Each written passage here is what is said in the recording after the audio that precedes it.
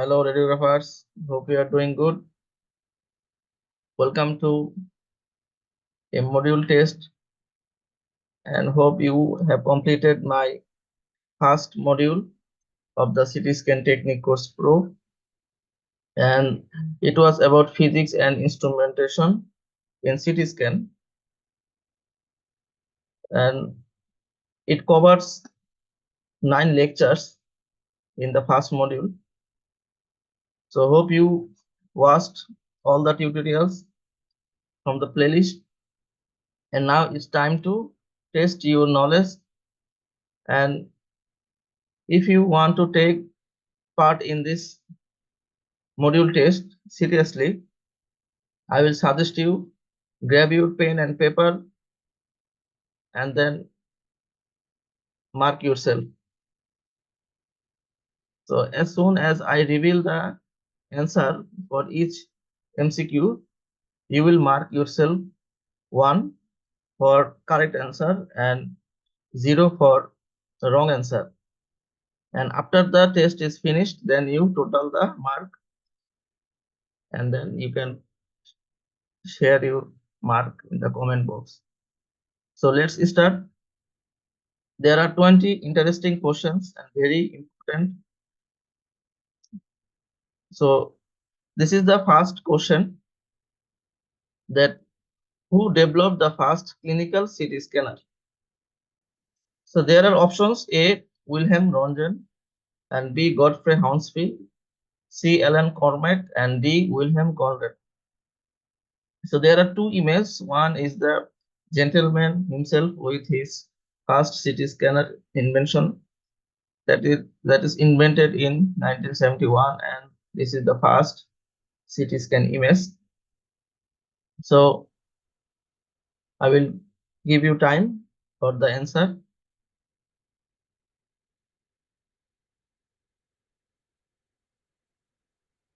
So put your answer, write your answer on the paper, and I will reveal the answer.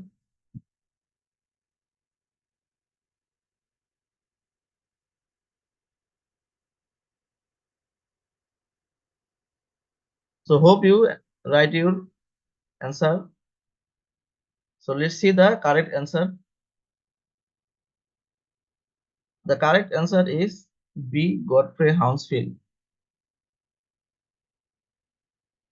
So what he does? So this is the first clinical CT scanner, and this CT scanner was developed by a team at EMI Research Laboratories in England, and it was led by Godfrey Hounsfield in 1971, and it's at Atkinson Moorless Hospital in London.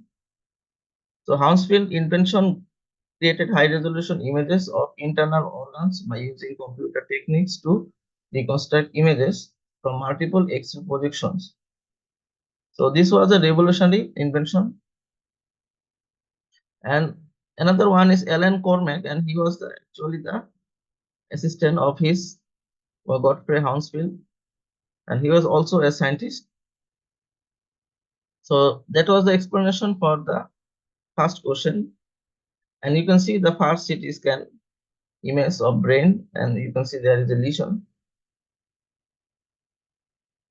So let's move to the next question.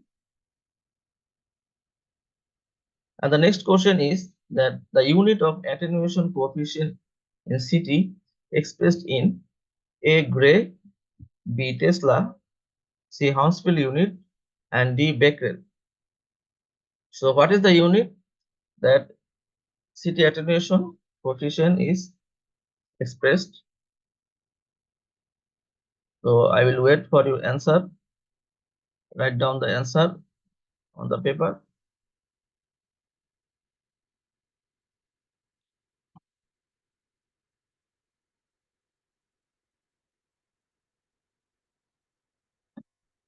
So hope you write down the answer.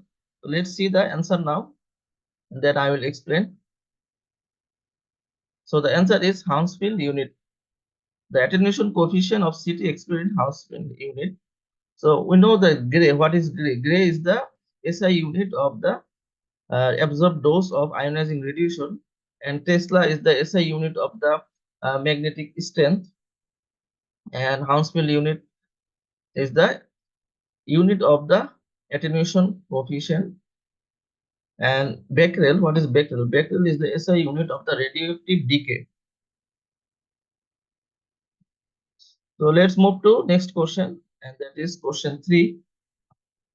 And the question 3 is the Hounsfield unit value of water in city is approximately plus 1000, 0, minus 1000, plus 500. So here you can see a image of the CT scan image of the abdomen, and the oral contrast is used so that the colons are appear bright. And on the right side there is a compartment of fluid collection, maybe for ascites, and there is a RY drawn. So what will be the value of this RY? So now I keep silent for your answer. Write down the answer in the paper.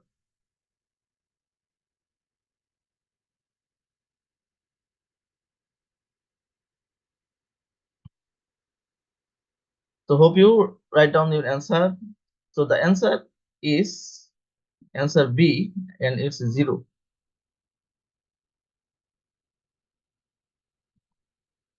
So we know that there is a grayscale range from minus 1000 to plus 1000, and minus 1000 is the Hounsfield unit of air, and then the water is 0, and plus 1000 is the cortical bone. So let's move to the next question. The question 4 is, what does the CT number of air correspond to? A, plus 1000 Hounsfield unit, B, 0 Hounsfield unit, C, minus 1000 Hounsfield unit, and D, minus 500 Hounsfield unit. So this question is related to previous question, and I have already gave the answer explaining the previous question. So in this image, this is an abdomen CT scan with contrast, and you can see that this is the stomach, and oral, because of the oral contrast, the stomach is filled with contrast and it looks bright. But here is a air fluid level. So these black areas are the air, and a ROI is drawn here. So what is the density or Hounsfield unit of this area? So let's put your answer. I'm waiting.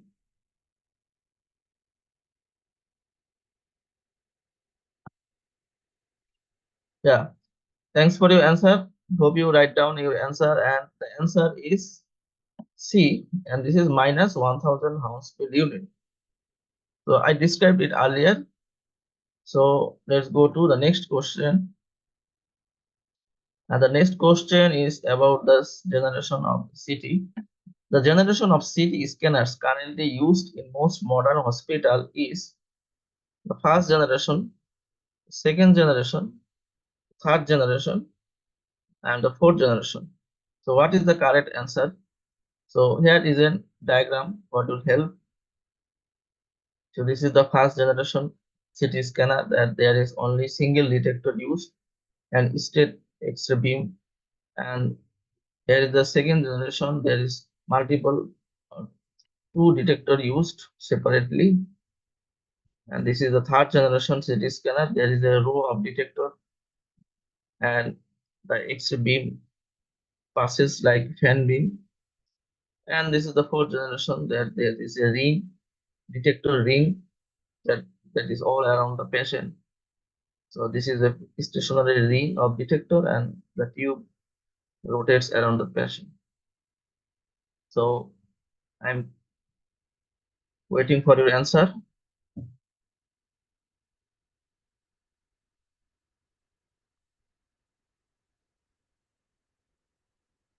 So okay, that's it. Hope you have wrote your answer. So the answer is the C, third generation CT scanner. So this is the third generation CT scanner that have a row of detector. So that is used in our modern hospitals. in wide range. This fourth generation CT scanner is yet to be invented and it's in research process. So it will be coming soon. So let's go to the next question. The next question is what is slip ring technology in CT is primarily used for? So we know that there is a slip ring inside the gantry, and what is it's used for? For A, cooling detectors. For B, continuous rotation without cables. C, increasing Hounsfield unit values. And D, beam hardening correction. So what is the correct answer? So let's think a little bit and put your answer. I'm waiting.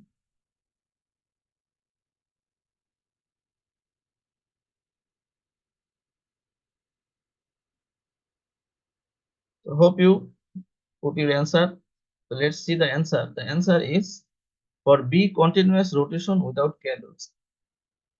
So this slip ring actually is used.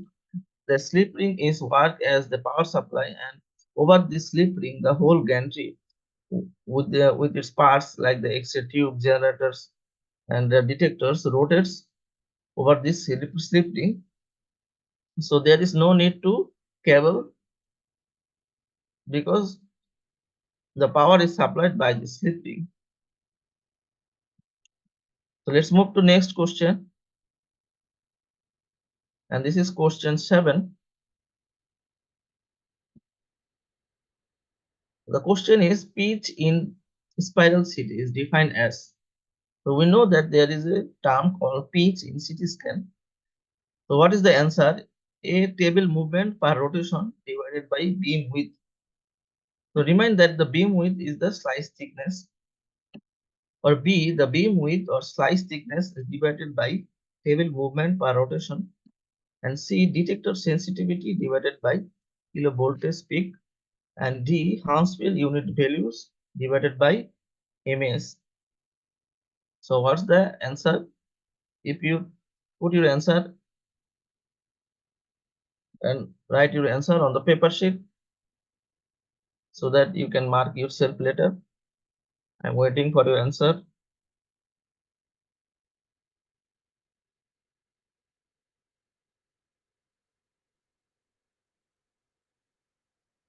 So that's it. Hope you put your answer. So let's see the answer. The answer is A, table movement per rotation beam width. So here you can see there is a helical scan, and each scan is 10, suppose 10 millimeter slice thickness, and as the gantry rotates around the patient, table moves inside. So the pitch is that table movement per rotation. Table movement. So the distance of the table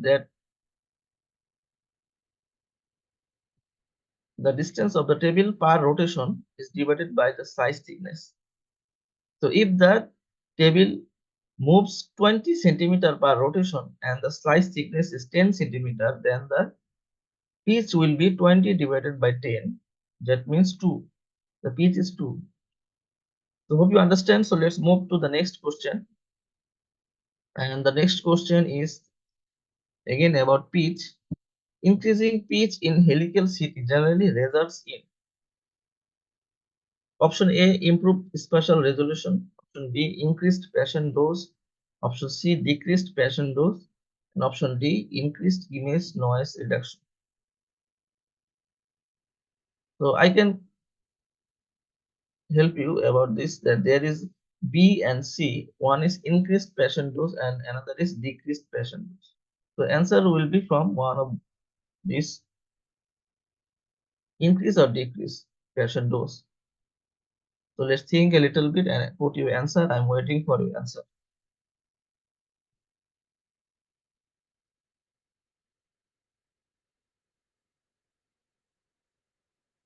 Okay, that's it. Hope you have put it your answer and write down. So let's see the answer first. The answer is C, decreased patient dose. So why the patient dose is decreased? By increasing pitch. So let's see the image again. So this is another image. So you can see that the pitch is decreasing in this way. In the first image, the pitch is 2, and the second one is pitch is 1, and the third one pitch is 0.5. And in all the three images, the slice thickness is same, and that is 10 centimeter. And but the distance traveled by table is different. So in the first image, the distance traveled by table is 20, and the second one is 10, and the third one is 5.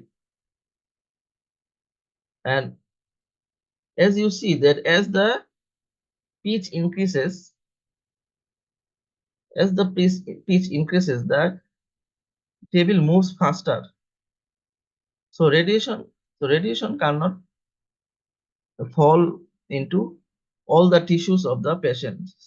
So thus the patient dose is decreased. But as the pitch is decreased, the slices are more closer, and all the body tissues are absorbed radiation. So that's the theme. Hope you understand. So let's move to next question, and is question 9. Which detector material is commonly used in modern CT scanners? So option A, sodium iodide. Option B, bismuth germinate. Option C, scintillation crystals plus photodiodes. And option D, gas filled chambers. So if you remind my tutorials, I taught you about the detectors, types of detectors. That one is xenon gas detectors and one is scintillation detectors. So hope you able to put your answer. So I'm waiting for your answer.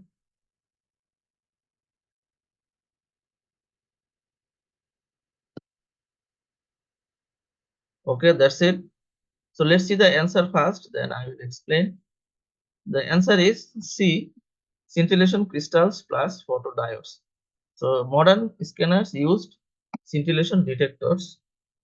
So if you see this image, this is a diagram of scintillation detector, and there is two layer. One is scintillator layer and one is photodiode layer.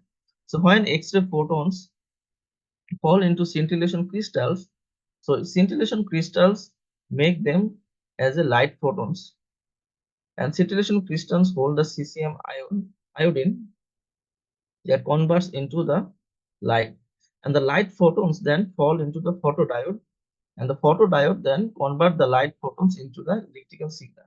So that's the concept of the scintillation detectors. So let's move to next question, and we are halfway. The question 10 is, what is the typical range of thickness in diagnostic CT? That means the slice thickness we used in the diagnostic CT, standard slice thickness. The option A is 0.5 millimeter to 10 millimeter. Option B is 20 millimeter to 50 millimeter. Option C is 0.01 millimeter to 0.1 millimeter, and option D 15 millimeter to 30 millimeter. So hope you will get the answer. So let's put your answer. I'm waiting.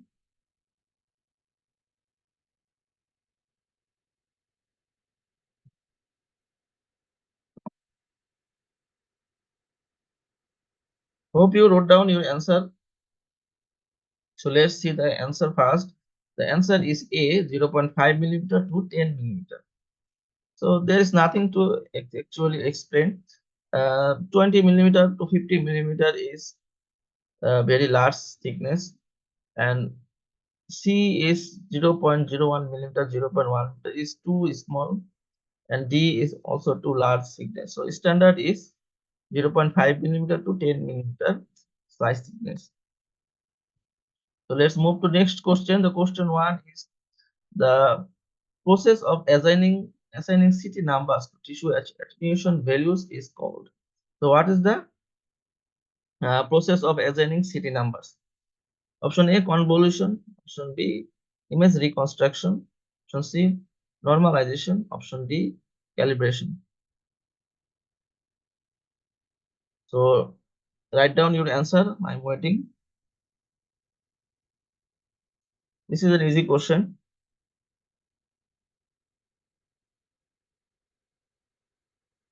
So hope you write down your answer. So let's see the answer. The answer is image reconstruction. So image reconstruction is the process of assigning city numbers. So if you answered this image reconstruction, well done. So next move to next question. And this question is number 12. Filtered back projection is used to. What is the filtered back position used for? For correct, for beam hardening. Option B, reconstruct city images. Option C, reduce patient dose. And option D, improve detector efficiency. And in this image on the right side, you can see that there is projections in different angles, and all the angles together making a image of a spot, a bright white spot. So what is the process? Let's put your answer. So filter back projection is used for. So hope you put your answer. So let's see the answer, and the answer is reconstruct city images. So city images is reconstructed by filtered back projection, that as the gantry rotates around the patient, the X-ray tube collects uh, exposed in different angles, and then in filtered by filtered back projection, images are reconstructed. So let's move to the next question, and this is question 13. So the question is, iterative reconstruction in CT helps in option A, increasing noise, option B, reducing patient dose and noise, and C, increasing radiation dose, and option D, slowing scan time. So think and put your answer. I'm waiting for you answer.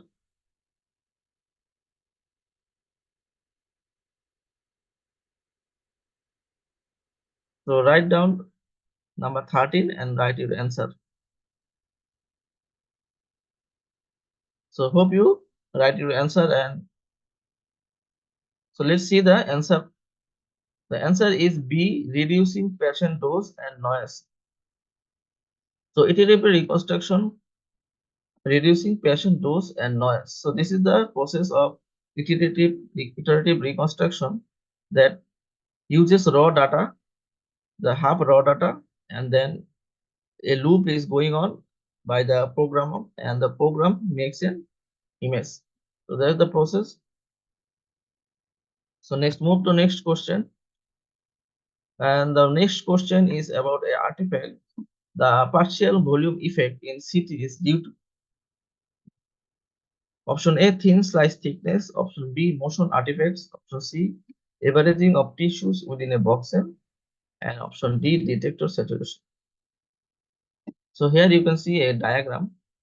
So here this slice contains a tissue from liver and also a part of tissue from pancreas. So put your answer first, then I will explain. I'm waiting for your answer. Write down your answer on the paper.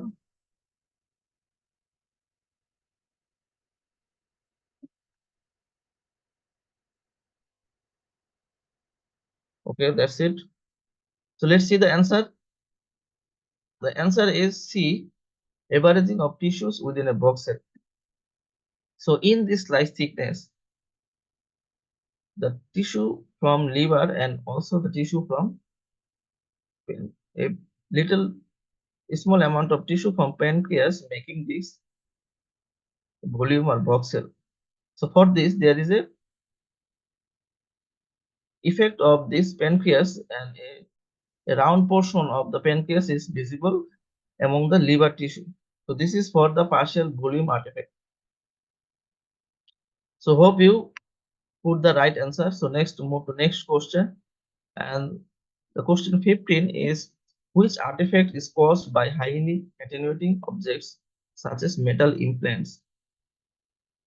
So we know that there are different types of artifacts, and option A is ring artifact, option B beam hardening artifact, and option C motion artifact, option D partial volume artifact. So what artifact is produced by the metal implant? So in this image you can see there is a sharp nail over the chest area, and it makes artifacts around this. What is it called? So I hope you got this answer. So let's put it in the answer on your paper.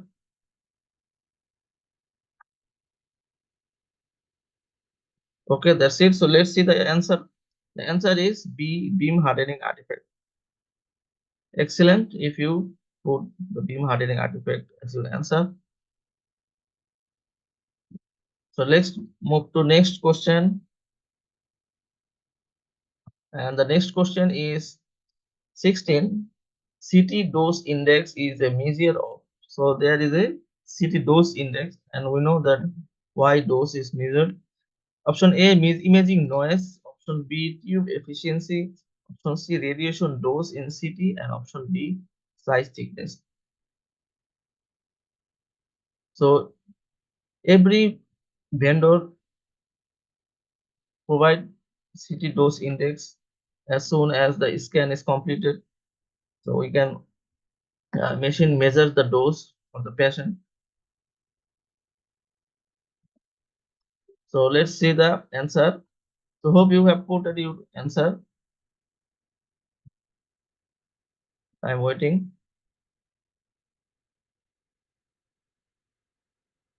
Okay. So let's see the answer. The answer is C, radiation dose in CT. So radiation dose have a CT dose index that is measured to compare the radiation dose of different body part and different age of patient. So move to next question, and it's question 17, and we are at the end level of this test. And the question 17 is, which factor mainly affects spatial resolution in CT? So we know that there is two types of resolution. One is contrast resolution and one is spatial resolution. And the options are A, matrix size and pixel size. Option B, Hounsfield unit values. Option C, tube current. And option D, slice pitch. So think a little bit and put your answer, and then I will explain.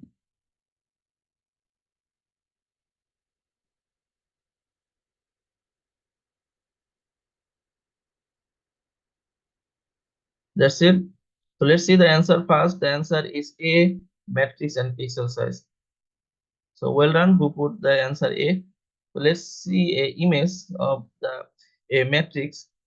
So this is a slice, and the thickness is, this is the slice thickness, and this is the field of view, and the matrix is 512. That means that there is a 512 rows and columns in this matrix, and the resolution depends on the matrix and pixel size. So as the matrix increases, the resolution of the image increases, and the size of the pixel decreases. And as the matrix decreases, the size of the pixel increases, and the resolution is decreases. So hope you understand this. So let's move to next question, and it's question 8. Typical CT matrix size is option A 64 into 64, option B 256 into 256, option B 512 into 512, and option D 1024 into 1024. Put your answer. I'm waiting, and it's a question, and the answer is again discussed in the previous question.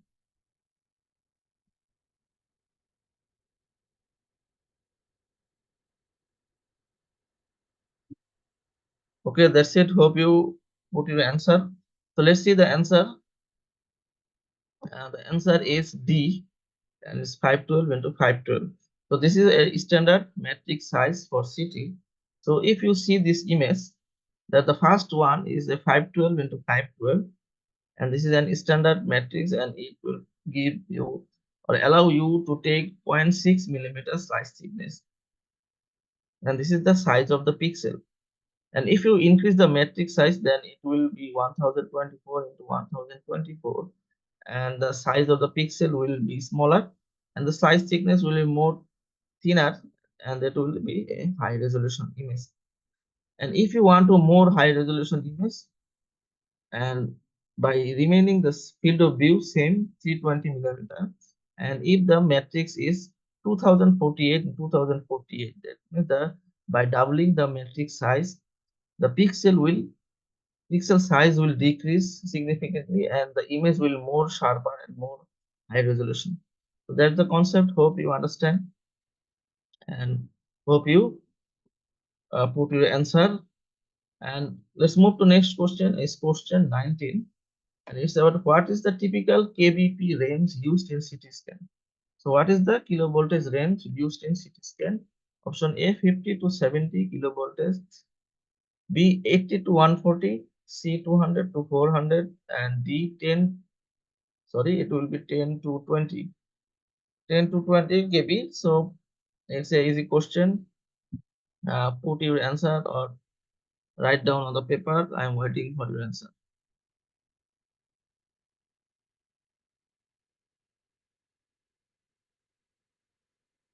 Thanks for your answer. Hope you write down the answer. So let's see the answer. The answer is 80 to 140 kbp. Answer is B. 80 to 140 kbp is generally used in CT scan, and if you want to say more exactly, it's 120 kbp generally used for CT scan. And the last question is question 20. The question is the gantry tilt in CT is used to. So we all know that there is the option the gantry can be tilted forward or backward, and this the option is A, reduce patient dose. Option B, align slices to anatomy. For example, avoiding eyes in head CT. Uh, Option C, it will be C. It's a typing mistake. Improve spatial resolution, and it will be D. Increase detector sensitivity. So what is the answer? Think your answer and put it on the paper. I'm waiting for your answer. The gantry teeth in CT is used to.